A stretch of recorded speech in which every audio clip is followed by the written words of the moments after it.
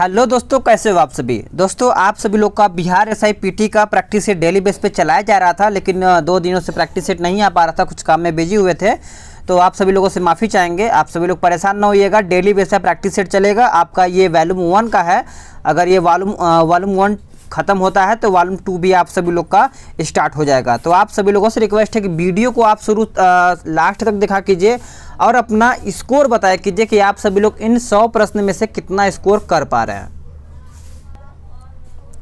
तो आप सभी लोग वीडियो को शुरू से अंत तक देखा कीजिए और अपना स्कोर बताया कीजिए, क्योंकि देखिए जब स्कोर बताते हैं तो कहीं ना कहीं जब अगला प्रैक्टिस सेट आता है तो वहाँ पे आप ज़्यादा स्कोर करने का पूरा कोशिश करते हैं, तभी आपका यहाँ पे स्कोर बढ़ने का पूरा चांस हो जाता है। तो चलिए सेट को शुरू कर लेते हैं। एक वीडियो को लाइक करके जाइएगा और अगर आप सभी लोग के कोई दोस्त या फिर कोई भी है तो उसको शेयर जरूर कर दीजिएगा। तो चलिए वीडियो को शुरू कर लेते हैं। क्वेश्चन नंबर पहला क्या कहता है देखते हैं। कहता है कि इनमें से किसमें ऑक्सीजन की परमाणु सबसे कम होते हैं।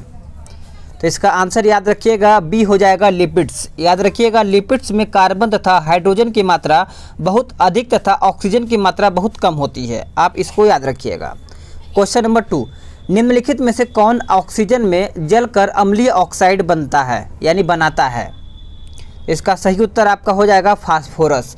याद रखिएगा, साधारण ताप पर श्वेत फास्फोरस P4 अणु के रूप में पाया जाता है। श्वेत फास्फोरस हवा में जल जाता है, अतः इसे ठंडे जल में डुबा करके रखा जाता है। आप इसको याद रखिएगा। अगला है कि कहता है क्वेश्चन नंबर 3 कि एप्समस सॉल्ट का सूत्र क्या है। तो इसका सूत्र याद रखिएगा, ऑप्शन डी आपका हो जाएगा। नेक्स्ट क्वेश्चन है क्वेश्चन नंबर 4, निम्नलिखित में से किसके द्वारा युक्ति यानी young India कम्बेटिंग Covid with knowledge technology and innovation launch किया है किसने।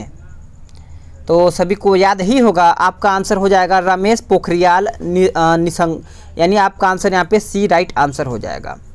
ये सब आपका करंट अफेयर को देखने को मिलेगा। केंद्रीय कैबिनेट द्वारा किस हवाई अड्डे को अंतर्राष्ट्रीय हवाई अड्डा घोषित किया गया है।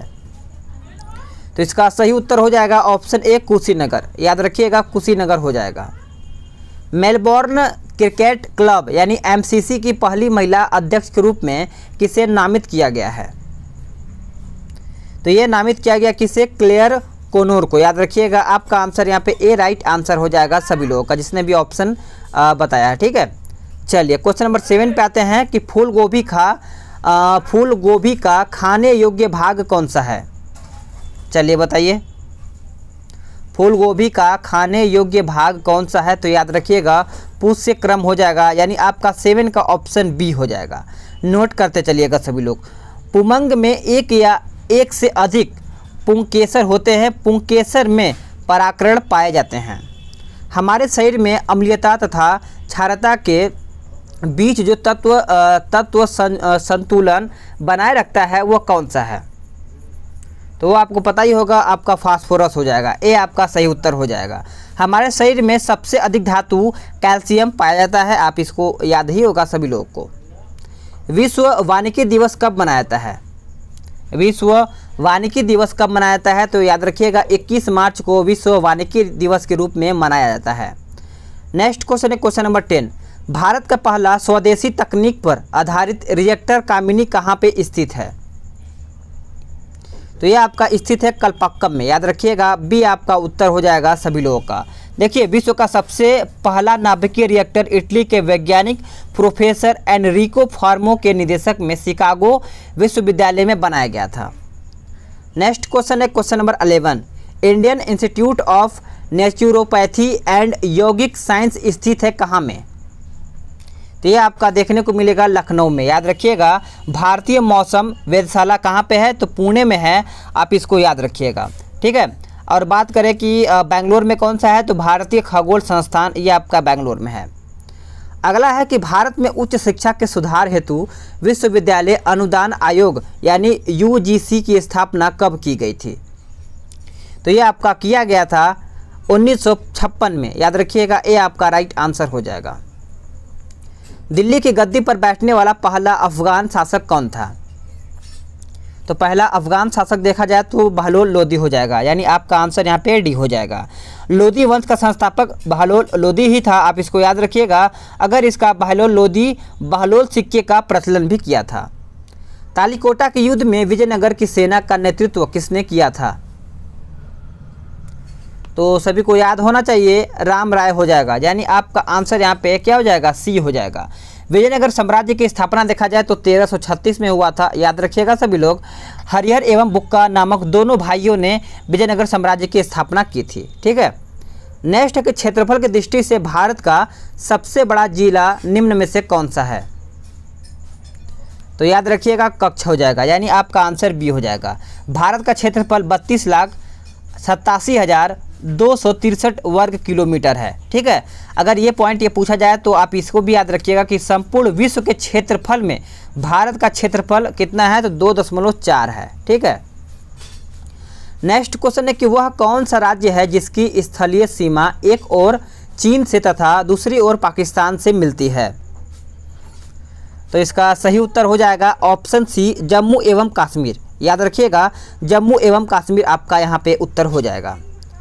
पांडिचेरी केंद्र शासित क्षेत्र निम्नलिखित में से कितने राज्यों में अवस्थित हैं? तो उत्तर आपका डी हो जाएगा 3। याद रखिएगा, डी आपका सही उत्तर हो जाएगा। पांडिचेरी केंद्र शासित प्रदेश तमिलनाडु, केरल और गोवा क्षेत्र में फैला हुआ है। नेपाल के पड़ोसी भारतीय राज्यों का सही युग्म कौन सा है? तो इसका सही उत्तर हो जाएगा सिक्किम, बिहार। याद रखिएगा, डी आपका सही उत्तर हो जाएगा। अगर बात करें म्यांमार, तो म्यांमार के पड़ोसी भारतीय राज्य कौन सा है? तो अरुणाचल प्रदेश, नागालैंड, मणिपुर तथा मिजोरम हो जाएगा। ठीक है, अगला है कि 9 डिग्री चैनल किन्हें अलग करती है? 9 डिग्री चैनल किन्हें अलग करती है? तो याद रखिएगा, लक्षद्वीप और मिनिकॉय को अलग करती है, यानी आपका आंसर यहाँ पे सी हो जाएगा। अंडमान निकोबार बंगाल की खाड़ी में स्थित है। कत्था बनाने हेतु किस पेड़ की लकड़ी का प्रयोग होता है? तो कत्था बनाने के लिए याद रखिएगा आपका खैर हो जाएगा, यानी बी आपका उत्तर हो जाएगा। नेक्स्ट क्वेश्चन है कि असहयोग आंदोलन कब वापस लिया गया था? असहयोग आंदोलन कब वापस लिया गया था? तो ये 12 फरवरी 1922 में ये वापस ले लिया गया था। आप इसको याद रखिएगा कि गांधी जी द्वारा प्रथम संगठित और व्यवस्थित आंदोलन असहयोग आंदोलन था। ठीक है, अब आते हैं नेक्स्ट क्वेश्चन पे, क्वेश्चन नंबर 22 पे। गांधी जी के साथ नमक सत्याग्रह का नेतृत्व किसने किया था? चलिए बताइए आंसर। तो आंसर आपका हो जाएगा यहाँ पे, तो इसका करेक्ट आंसर हो जाएगा 22 का ऑप्शन डी। याद रखिएगा, सरोजनी नायडू हो जाएगा सभी लोगों का आंसर। क्वेश्चन नंबर 23 पे आते हैं, कहता है सुमेलित करके बताना है। चलिए देखते हैं कौन कौन सुमेलित करता है। तो इसको देखिए, बाल विवाह आपका चला जाएगा 23 का है ना, आप इसको मैच कराइएगा। तो बाल विवाह आपका चला जाएगा एम.जी. रनाडे। ठगी प्रथा का अंत ये आपका चला जाएगा कहाँ पे? Colonel Sleeman. ठीक है, विधवा पुनर्विवाह आपका चला जाएगा ईश्वर चंद्र विद्यासागर। और पिंडारियों का दमन ये आपका चला जाएगा लॉर्ड हेस्टिंग में। नेक्स्ट क्वेश्चन है कि फिनिक्स फार्म की स्थापना किसने की थी? फिनिक्स फार्म की स्थापना किसने की थी? चलिए बताइए। तो ये किया था किसने? तो महात्मा गांधी जी ने। याद रखिएगा, महात्मा गांधी आपका सही उत्तर हो जाएगा। फिनिक्स फार्म की स्थापना महात्मा गांधी द्वारा कब किया गया था? तो 1907 में किया गया था, 1907 में। स्वामी दयानंद सरस्वती का मूल नाम क्या था? तो स्वामी दयानंद सरस्वती का मूल नाम देखा जाए तो आपका हो जाएगा मूल शंकर, यानी डी आपका उत्तर यहाँ पे सही उत्तर हो जाएगा। स्वामी दयानंद सरस्वती आर्य समाज के संस्थापक भी माने जाते हैं। भारतीय राष्ट्रीय कांग्रेस का प्रथम अधिवेशन कहाँ पे हुआ था? तो प्रथम अधिवेशन देखा जाए तो ये आपका हुआ था मुंबई में। याद रखिएगा, मुंबई आपका यहाँ पे उत्तर हो जाएगा। और बात करें कब हुआ था, तो 1885 में पहला अधिवेशन कांग्रेस का हुआ था। अगला है 27, कहता है कि किस राज्य के पंचायती राज विभाग ने ई पंचायत पुरस्कार 2020 के तहत पहला पुरस्कार प्राप्त किया है?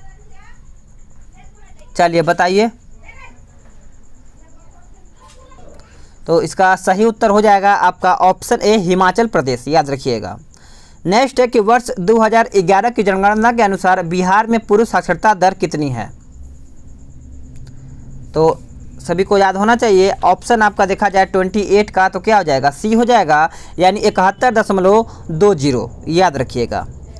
नेक्स्ट क्वेश्चन है कि निम्न में से बॉलीवुड के किन अभिनेता निर्माता को 45वें संस्करण टोरंटो इंटरनेशनल फिल्म फेस्टिवल 2020 में 50 राजदूतों में शामिल किया गया है? तो आंसर हो जाएगा आपका प्रियंका चोपड़ा और अनुराग कश्यप, याद रखिएगा, सी आपका राइट आंसर हो जाएगा। प्रसिद्ध पुस्तक द गर्ल इन रूम 105 के लेखक कौन हैं? तो इसका सही उत्तर क्या हो जाएगा, याद रखिएगा, आपका आंसर 30 का देखा जाए तो ए हो जाएगा, यानी चेतन भगत, ए आपका सही उत्तर हो जाएगा सभी लोगों का। जो देश चारागाहों का स्वर्ण कहलाता है वह कौन सा है? तो आपका वो हो जाएगा न्यूजीलैंड, याद रखिएगा, न्यूजीलैंड आपका राइट आंसर हो जाएगा। कपास की खेती के लिए सर्वाधिक महत्वपूर्ण मिट्टी कौन सी है? कपास की खेती करना है तो उसके लिए महत्वपूर्ण काली मिट्टी हो जाती है, आप इसको याद रखिएगा। इसमें आयरन एवं मैग्नीशियम की बहुलता बहुत ही ज़्यादा देखने को मिलता है। काली मिट्टी को ही हम रेगुर मिट्टी के नाम से भी जाने जाते हैं, ठीक है। नेक्स्ट क्वेश्चन पे आते हैं कि Leyland of Suheldev the king who saved India पुस्तक के लेखक कौन हैं? तो याद रखिएगा अमीश त्रिपाठी हो जाएंगे, यानी आपका आंसर यहाँ पे सी हो जाएगा। भारतीय हॉकी टीम के नए कोच ग्राहम रीड किस देश के हैं? तो ग्राहम रीड याद रखिएगा सभी लोग, आपका आंसर यहाँ पे 34 का डी हो जाएगा, ऑस्ट्रेलिया, याद रखिएगा। निम्न में से कौन सा देश 2023 फीफा महिला विश्व कप की मेजबानी करेगा? तो आपका करेगा ऑस्ट्रेलिया और न्यूजीलैंड, यानी आपका ए और बी दोनों हो जाएगा। क्वेश्चन नंबर 36 कहता है कि 2019 में किस देश में मुद्रास्फीति की दर ऐतिहासिक रूप में सर्वोच्च स्तर पर रही है? तो आपका सही उत्तर क्या हो जाएगा, चलिए बताइए। तो सही उत्तर आपका डी हो जाएगा, वेनेजुएला, याद रखिएगा सभी लोग, डी हो जाएगा आपका आंसर। निम्नलिखित में से मुद्रा आपूर्ति की सर्वाधिक तरल माप क्या है? तो तरल माप देखा जाए तो आपका M1 हो जाएगा, यानी ए आपका राइट आंसर हो जाएगा क्वेश्चन नंबर 37 का आंसर। 38 देख लेते हैं, कहता है सबसे पहले म्यूचुअल फंड प्रारंभ किया गया था किसने? तो याद रखिएगा आपका आंसर यहाँ पे UTI ने किया था, यानी 38 का आंसर देखा जाए तो सी हो जाएगा। नेक्स्ट क्वेश्चन है कि अंतर्राष्ट्रीय मुद्रा कोष के गवर्नर मंडल का पदेन गवर्नर कौन होता है भारत का? तो भारत का देखा जाए तो वित्त मंत्री होता है, यानी आपका आंसर यहाँ पे सी हो जाएगा। अंतर्राष्ट्रीय मुद्रा कोष के गवर्नर मंडल का पदेन गवर्नर होता है भारत का वित्त मंत्री। अंतर्राष्ट्रीय मुद्रा कोष की स्थापना देखा जाए तो आपका 27 दिसंबर 1945 में किया गया था, ठीक है, 1945 में। अंतर्राष्ट्रीय पुनर्निर्माण एवं विकास बैंक की स्थापना कब हुई थी? तो ये आपका स्थापना हुआ था 1945 में, बी आपका उत्तर हो जाएगा। सार्क के सदस्य राष्ट्रों की संख्या कितनी है? तो याद रखिएगा आपका 8 हो जाएंगे, क्या हो जाएंगे 8, और 8 को आप याद रखिएगा, यानी 41 का आंसर देखा जाए तो सी हो जाएगा। एक मनुष्य का तापक्रम 60 डिग्री सेंटीग्रेड है, तो इसका तापक्रम फ़ारेनहाइट में क्या होना चाहिए? तो फ़ारेनहाइट में देखा जाए तो आपका 140 फ़ारेनहाइट होना चाहिए, ठीक है। भारत में नियोजक की अवधारणा सर्वप्रथम किसके द्वारा विकसित किया गया था? तो ये आपका किया गया था M विश्वरवैया, यानी आप याद रखेंगे ए आपका राइट आंसर हो जाएगा सभी लोगों का। बेसेमर प्रक्रम से बनाया जाता है, तो राइट आंसर आपका इस बात हो जाएगा, नोट करते चलिएगा। हाइड्रोजन को भविष्य का ईंधन कहा जाता है, आप इसको याद रखिएगा, ठीक है। अब आते हैं 45 पे, कहता है जर्मन बुक ट्रेड के 2020 शांति पुरस्कार के लिए किसे चुना गया है? तो ये चुना गया है अमर्त्य कुमार सेन को, याद रखिए अमर्त्य सेन, यानी सी आपका राइट आंसर हो जाएगा। किस देश ने बहुपक्षीय शस्त्र व्यापार संधि यानी ATT में शामिल होने का निर्णय लिया है? चलिए बताइए आंसर। तो आपका आंसर यहाँ पे चीन हो जाएगा, नोट करते चलिएगा, बी आपका उत्तर हो जाएगा। हवाई जहाज में फाउंडेशन पेन से स्याही बाहर निकल जाती है, ऐसा किस कारण से होता है?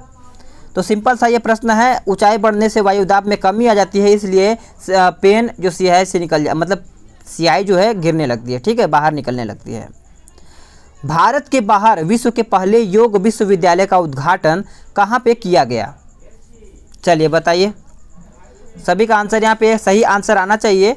तो आपका आंसर यहाँ पे डी हो जाएगा, लॉस एंजलिस। याद रखिएगा, डी आपका राइट आंसर हो जाएगा। ए रेड लेटर डे का अर्थ क्या है? ए रेड लेटर डे का अर्थ क्या है? तो याद रखिएगा, आपका एक महत्वपूर्ण दिवस हो जाएगा, यानी बी आपका उत्तर यहाँ पे सही हो जाएगा। डायलेक्सिया संबंधित है किससे? डायलेक्सिया किससे संबंधित है? तो याद रखेंगे सभी लोग, बेमेल अक्षरों को पढ़ने में कठिनाई। ये आपका आंसर हो जाएगा।